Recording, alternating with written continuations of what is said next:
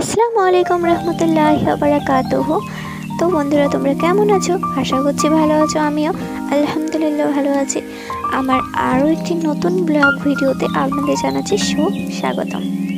আজকের ভিডিওটা হতে চলেছে খুবই ইন্টারেস্টিং, কারণ আজকের ভিডিওটার মাধ্যমে আমি বলবো যে আমি কিভাবে একটা গ্যাস সিলিন্ডার 6 থেকে 7 মাস পর্যন্ত চালাই, যেটা অনেকের কাছে 2 মাসও যায় না। আজকে সেই টিপসটাই আমি বলবো।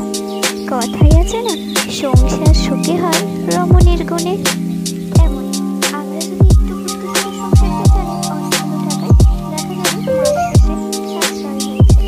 আমরা যদি একটু কষ্ট করে মাটির চুলায় রান্নাটা করে নিতে পারি, তাহলে আমাদেরই অনেকগুলো টাকা কিন্তু সাশ্রয় হবে।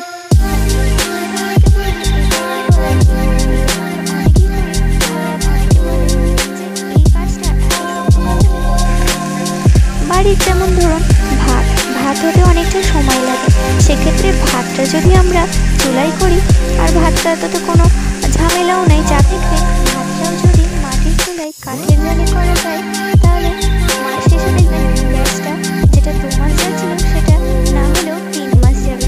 আর গ্যাসে রান্না করলে চেষ্টা করবেন প্রেসার কুকার ব্যবহার করার, এতে করে অনেকটা গ্যাস সাশ্রয় হয়।